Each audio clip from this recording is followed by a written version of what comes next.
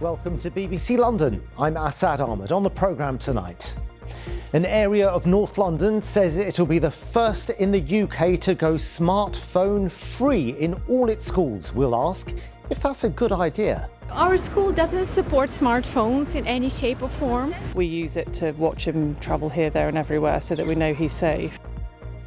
It's a subject which generates strong opinions. Also on the programme, stretching from West to East London, the new super sewer is now fully connected after a decade of construction.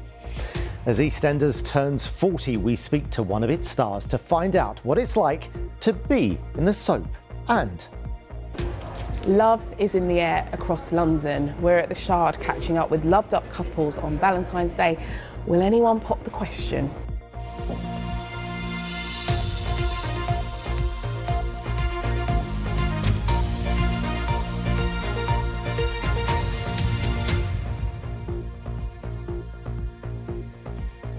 good evening. An area of North London says it's about to become the country's first smartphone-free area.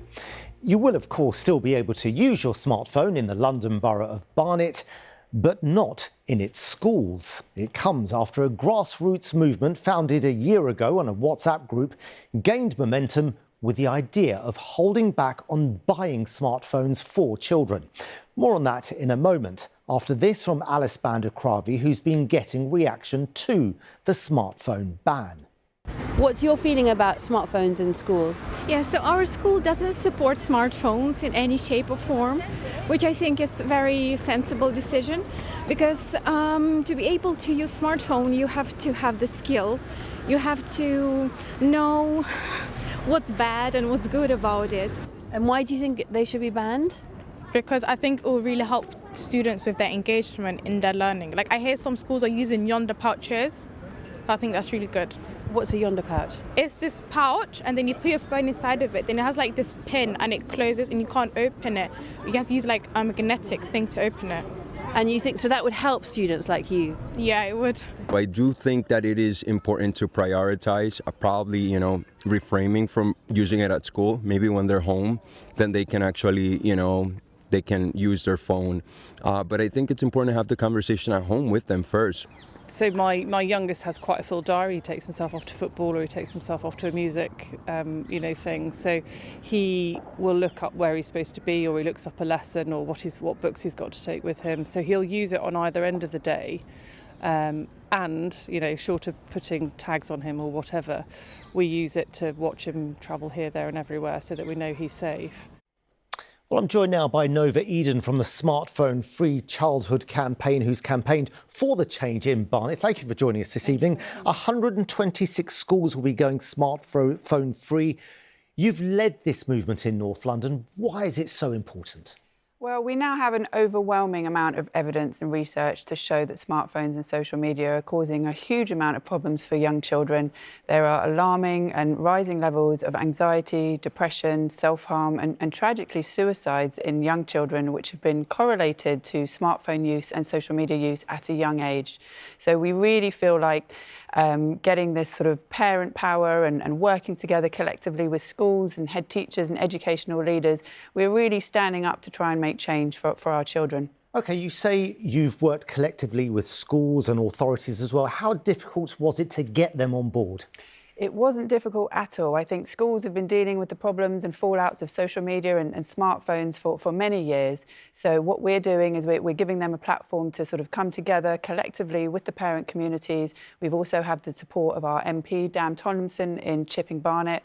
And really, the head teachers are very much on board. We're all very concerned about what's happening with young children. I think this is a public health emergency, and the head teachers are delighted to sort of have the campaign now to help their parent communities, and we're having some great success. But there are schools which use smartphones for homework and other things like that. I mean, there are advantages. To say it's all bad is also unfair.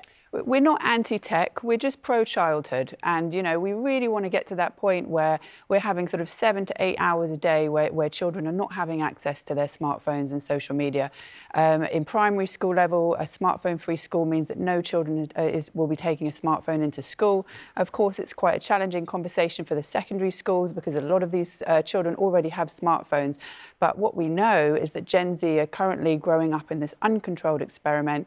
We know it's causing a mental health epidemic amongst children, and we really want meaningful change for this next generation who are coming up in the schools. And does that next generation get it, do you think, or will they be resentful of this ban? No, they absolutely do. I'm doing lots of workshops in schools with children, and it's amazing how aware they are. They have older siblings who are glued to their smartphones. You know, it's not by accident that these children are sort of on their smartphones for 7 hours a day. It's designed to be as addictive as possible. And I think that this next generation of children are much more aware. And now that we have the campaign and support of parents and schools, this collective action problem is, you know, really the way forward. But we do need the government to change their guidelines in this country, because that's what's happening globally, and we really need our government to step up now. In a word, do you think this is going to spread to other places in London? Absolutely. Let's see what happens. Thank you very much for your time this evening, Nova Eden. Thank you. Thank you. Well, let's take a brief look now at some other stories making the local news today. A fire has broken out at the Chiltern Firehouse in Marylebone. The former fire station turned exclusive restaurant and hotel was evacuated, and 125 firefighters are now tackling the blaze. Plans to build 1,500 homes on a golf course in Berkshire have been given the go-ahead. Outline planning permission was granted at a council meeting last night.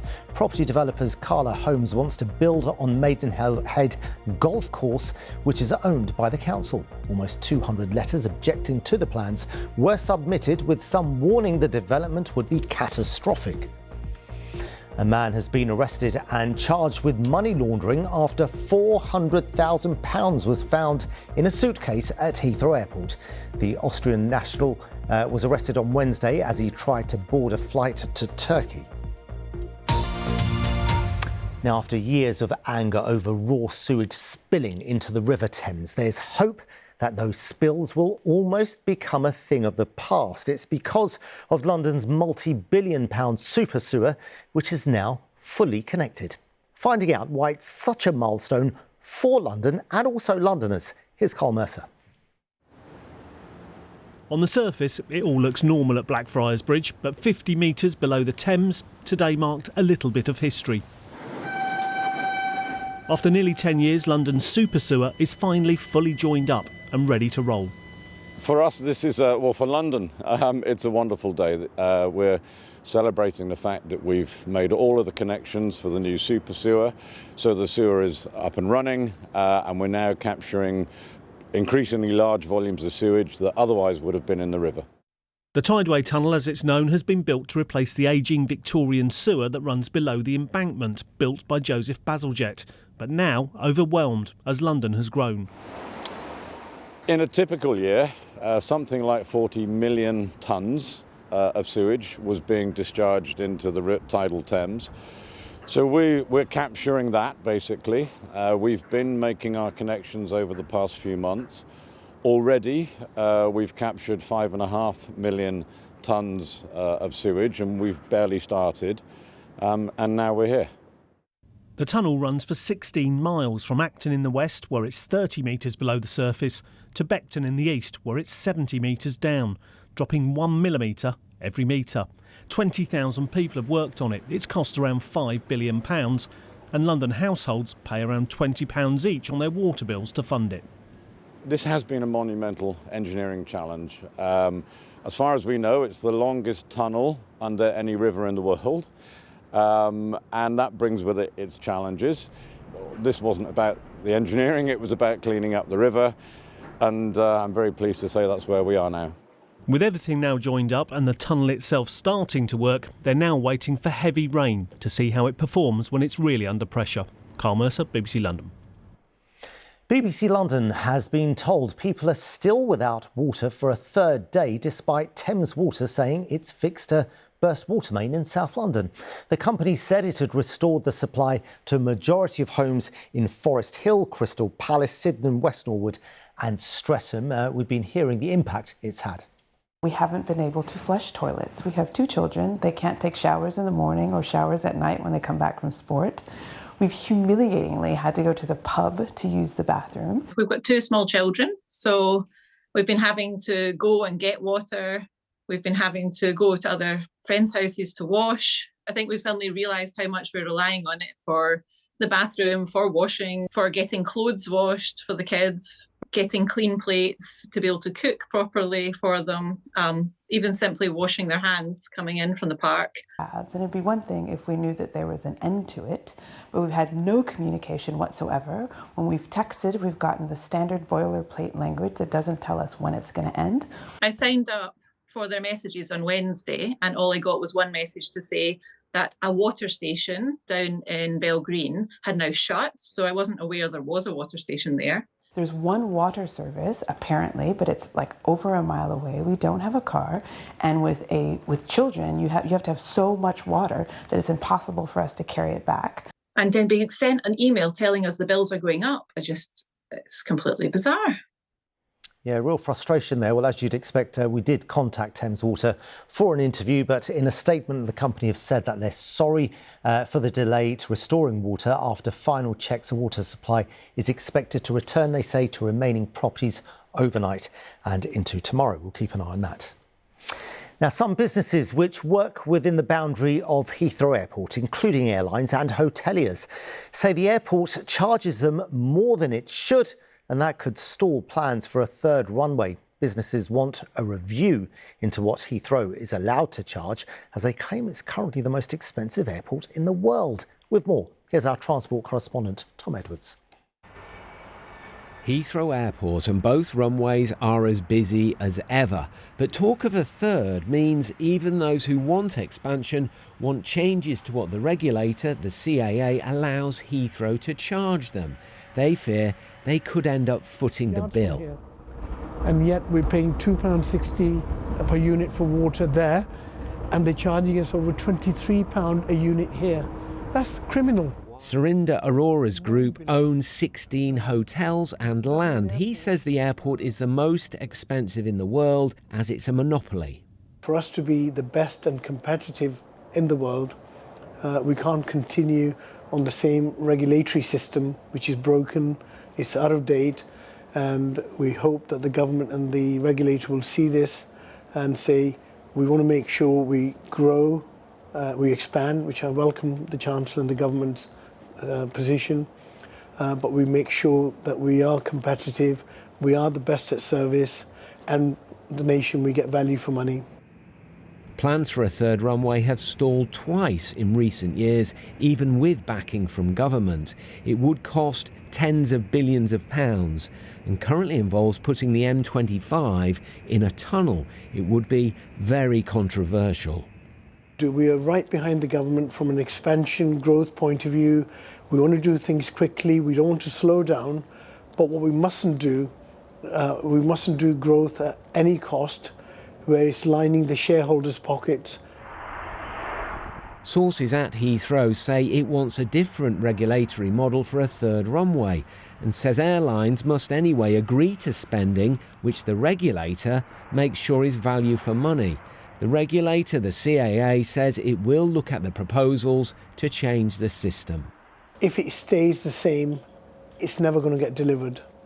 And the reason why it's never going to get delivered, regardless of what Heathrow will say, oh, well, we'll be competitive, we'll be good, service and value for money.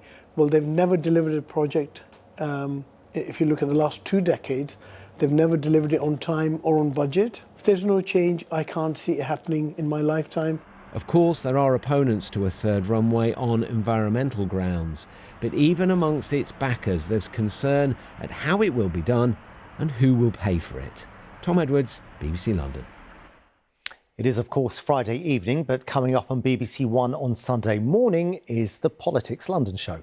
Hi, coming up on this week's programme, with the Iraqi government passing a law allowing marriages involving children as young as 9, just how safe are girls in London's Iraqi community?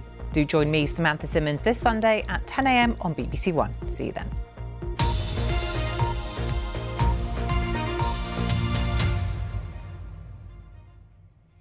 EastEnders is preparing to mark a very special birthday next week.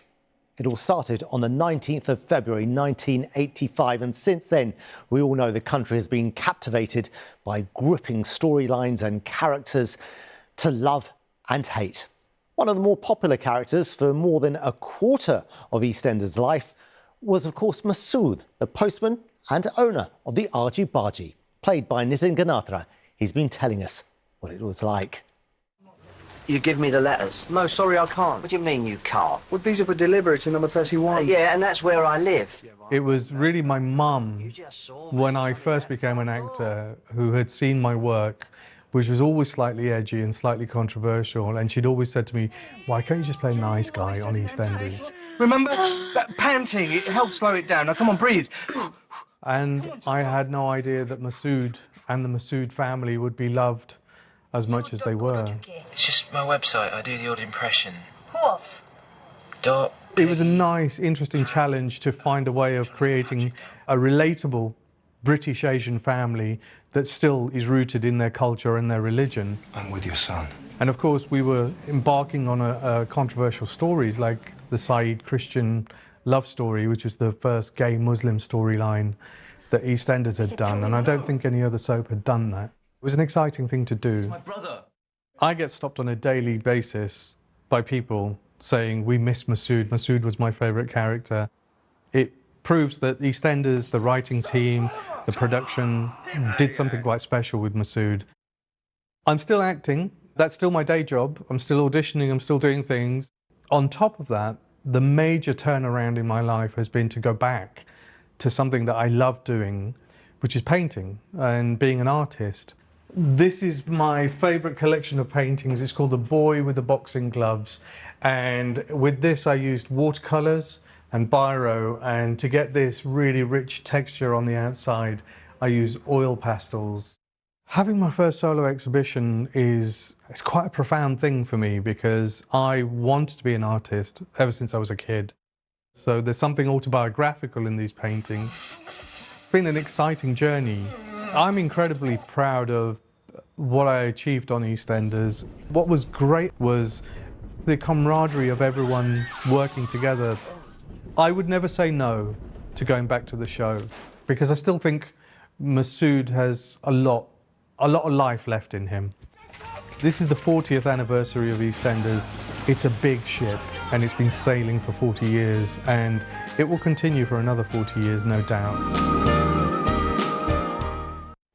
Yeah, my good friend Nitin Ganatra, aka Mr. Masood from EastEnders, and he'll be in the cinema later this year as well, and what promises to be a big hit film. Watch this space for that. But let's stay with the Queen Vic now, because Albert Square isn't the only place with a pub of that name. Bermondsey has its own. We can go there and speak to actress, BBC Radio London presenter and former soap star, my good friend Joanne Good. Jo, I'll come to your acting credentials in a moment, but first tell us about Walford, because I understand you were there this week.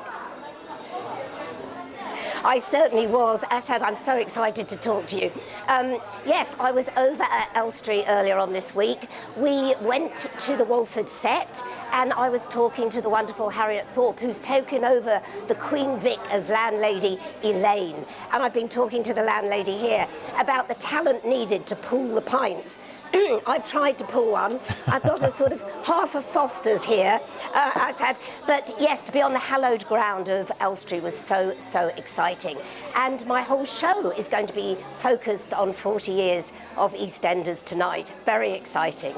No, that is very, very exciting. And you do, of course, know all about soaps. You were in one of Britain's most famous soaps, Crossroads, where you played Carol Sands. So you know all about it. Asad, you had to bring that up, didn't you? Crossroads, yes, it was a it was Marmite, really, as a soap opera, but you certainly learnt your craft. And it was so interesting listening to the actor that you were speaking to earlier in that package when he said he'd love to go back. The thing about being in a soap as an actor is you're part of a family. You know, the crew are there every day, the cast are there every day. It's the same set, it's so comforting. and you never want to be written out. And unfortunately, I was, Assad. I was written out. It's a shame, but you know my favourite fact about you is the fact that you're in the first series of Only Fools and Horses, and you can't top that. So it's not all bad news. Now, you're right there in Bermondsey. You were next to the Queen Vic. You're next to the Queen Vic bust, and that's been on quite a journey as well, hasn't it? Yes, you mentioned Only Fools and Horses. I was sitting in a bar in that episode as well, Assad. Yes, this is the bust of the Queen Vic, which has been going around the country to all the Queen Vic pubs around the country and has ended up here in Bermondsey. And you won't believe this. The producer actually said before we left BBC London, don't leave it behind, will you? Well, there's no chance. I mean, it's massive. We won't leave it behind. We also don't really need it here because this pub has so many little busts of the Queen Vic. And it's wonderful to see a real local pub in action. They still do exist, Assad. They're wonderful. All the locals here have been so accommodating. Oh, it's great to see, and it's great to see you, Jo. Wonderful to have you on the programme. Have a lovely, lovely evening. And you can, of course, tune in to Joanne Good tonight at 10 on your local BBC radio station. It's always a fantastic listen. I'm a big fan of it, and you can listen on the BBC Sounds app or online too. Now, with a career spanning 4 decades, Sir Stephen Fry was last night recognised for his outstanding contribution to film and television in central London. The actor, writer and broadcaster was at an awards ceremony to receive the highly respected Icon Award at the Newport Beach Film Festival. Michael Mackenzie was also there. Stephen, firstly, congratulations on getting this Icon Award. How do you feel? I feel absolutely enchanted by it. To be an icon is, I don't know, it's like suddenly I'm frozen, I'm framed and I'm clearly old. Also, congratulations on being knighted. You're now Sir Stephen Fry. How do you prefer to be called, Stephen Fry or Sir Stephen Fry? Oh, none of that nonsense, just call me Sir. Hey. And then, Stephen, you've had an amazing career. What are some of the highlights? Oh, good Lord. Well, really, you always remember with extraordinary affection the beginning because you can't believe it's happening to you. I grew up watching comic heroes like John Cleese and Spike Milligan and Peter Cook on Parkinson or on the programs in which they were funny, Monty Python and so on. And the idea that not that one would dare to compare oneself with these gods, but that one would get a chance to work in the same place with them. And of course, to have the fortune, things like Blackadder, to work with Rowan Atkinson, who's a comic genius like almost no one else in the world. It's extraordinarily brilliant. Sir Stephen Fry speaking to Michael Mackenzie there. Now, of course, it's Valentine's Day, and 1,000 feet up from the pavement, love is well and truly in the air. In our tallest building, the Shard has been preparing for romance. Tolu Adeye has been finding out why and how. Love is in the air across London, and nowhere more so than at the capital's tallest building, the Shard. So are you on a Valentine's date? Yes, it's the first Valentine's Day for us, and we wanted to do something special here in London. We had a voucher bought from us, from our children, and we thought that we'd cash it in for Valentine's Day, as we haven't done anything for a long, long time. So we thought we'd make the most of it. We just thought we wanted to do like a nice special day, so we both booked off and decided to come out and do some nice stuff. After this, we're going to go for a meal at a nice restaurant, and then like gallery, then go to the cinema later on, to a proper full day of like, proper planning. Full day of love. Yes. Exactly. Yes. Definitely. Unsurprisingly, this is one of the busiest days of the year here, and 50 couples are expected to get engaged today. So this is the room that we love the most because it has incredible views. For those with the budget, you can even hire someone to help plan it in a room like this, starting at £1,600. All year we work on proposals. Christmas is really popular, but Valentine's Day is the most popular time of the year to propose. And it's not just Valentine's Day, it's the whole month of love. People come to us, they put even more effort into their proposal, and you see really why they love each other. And so when I actually see that moment and that person says yes, it's just the most heartfelt, lovely thing to see.